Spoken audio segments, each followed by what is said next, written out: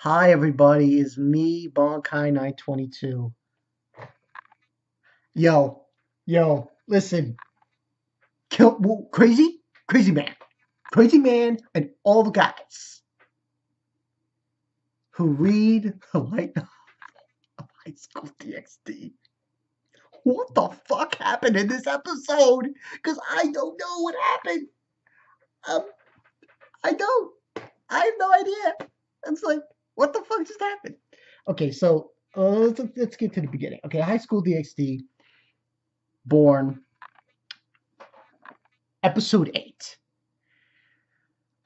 Okay, so they go into the temple to fight this Diodor douchebag motherfucker. They're basically fighting on two fronts. They're having a game. Issei, Jasper, and Koneko are fighting the pawns, and Rias, Neko, and Kiba are fighting the bishops and queen. So we got that basically going down. Issei also, we find out in this episode, he has a new technique, which is, I'm still, continue. Basically, this technique is very weird. He basically communicates with girls' boobies. I don't understand it half myself, but that's basically what he does. And he's able to read them because he basically does the dress break, but it doesn't affect them. Because this Diodora guy, he's a real douchebag. After hearing what he did in this episode, I'd rip his fucking head off. If I was Issei, I would just rip his fucking head off and burn him alive. But anyway, like I said, the dress break didn't work because he took away the emotion of the girls to be embarrassed. I'm not sure I'm gonna do that, but he did that. So he had to do this booby thing with the communication, and basically he finds out where they're gonna go, and he basically directed Jasper to go do this, do this, do this, and Koneko do this, do this, do this, and basically defeat them. And then they're having trouble, Neko and Rhea. So basically, he say promises Aquino that he'll go out with her on Sunday, and that basically proves to work, and they defeat them. Finally, we get to see Freed. By the way, a shout out. I'm giving a shout out to the commenter who put in the comment section of my last episode review of DxD for that comment. That Freed is the sideshow Bob of DxD. I agree, by the way. He is definitely sideshow Bob of DxD. So basically, encounter him, and basically what happened was he ate the two knights. What a fucking guy! Just like, what the fuck? And he's apparently more demonic now, and I can't hate this guy. I can't hate Freed anymore. No, I can't hate him. He's just so comedic. He's really, no, I mean this. He's very comedic and very funny, so I can't really hate the guy. But what he basically tells them, transforms into this demon thing, um, is that this like crazy man was right. I fucking hate this guy, Diodora. What he did. What a fucking cocksucking son of a bitch. Burn in hell. I hope he burns in hell, and I hope he gets eaten by flesh-eating parasites. Yeah, that bad. So basically says that Diodora, he planned everything. Asha leaving the church, the fallen angel who killed Issei, that was all his plan. That whole thing was his plan. He planned it all. He planned catching Asha, everything in the beginning of the series of DxD. He was all his plan. That's what I say. That's what I say. So that was all his plan, and I'm like, fine. So this pisses off Issei to know nothing. It's just like instantaneous transformation to Balance Break. Um, and what's so funny is this guy Diodora is so fucking full of himself. Issei let him have it, and at not one time during this battle against this guy did Issei struggle. He completely fucked this guy up. Just completely fuck him up. Broke his arm at one point, I think. And we also, during this exchange, find out that apparently, and listen, there was a chance where he could have killed him. If I was Issei, that blast he gave him, he should have blasted his fucking head off. Just blasted right off. But he didn't let him, he lets him go. And apparently what ends up happening is it's not over. Because Ashi is still chained up to this thing.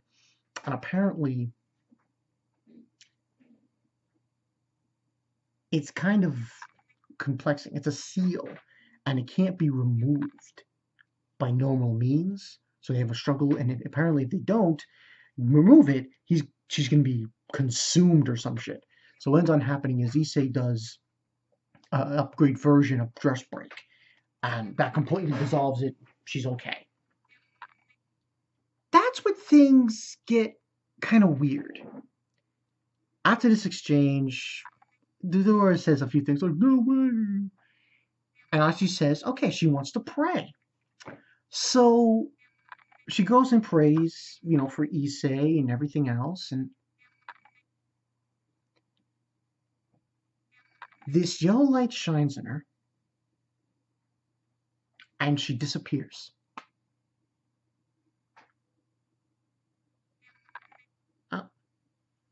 Okay. And then Issei has a blank stare on himself. I have no fucking idea what happened at all. Now, the motherfucking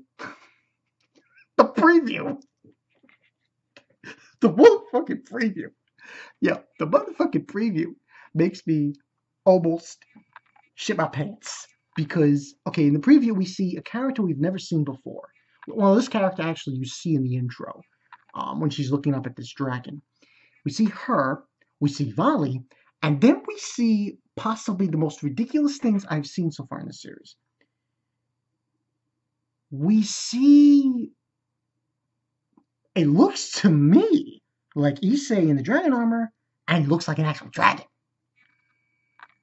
And then Vali also says during this preview that, the Red Dragon Emperor turned into a half. He had a half transformation. And then we just see Issei saying Ashi's name. Now, like I said, 5 out of 5 for this one, and I have no idea what happened to fucking Ashia. So you guys who are I guess you call me DxD elitists, you need to explain this to me. Because I have no fucking idea. The only thing I can surmise of what happened to her is that she went to heaven. That's the only thing I can say. Maybe that she's no longer a demon and she went to heaven now and now she's going to be an angel. That's all I got. Because I have no idea. And it wouldn't make any sense that she goes to Vali because he didn't want Ashia. So it doesn't make any sense to me. And by the looks of next week's episode, Issei loses his shit. And he literally turns into a half dragon. Literally. He's like a dragon. This is no mistake. Like, I was like, the fuck? What the fuck? I'm spitzing over here. Oh my god. This is probably going to be the best season of DxD, period. I can't understand what the fuck happened. She prayed. All she did was pray. That's all she was doing. Praying for Issei and everyone else. And she disappears. The fuck? Why? Does that make any sense? I don't understand what happened. Ah!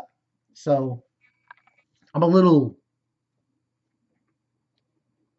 freaked out about this, but yeah, I have no answers. 5 out of 5. You guys, the DXD enthusiasts, you have to explain this to me. Tell me something.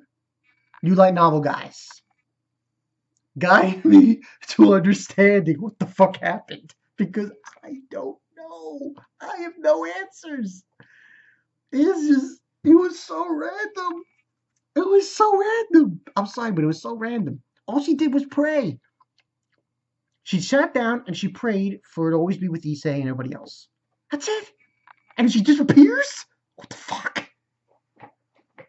So it seems like literally, Issei loses his shit.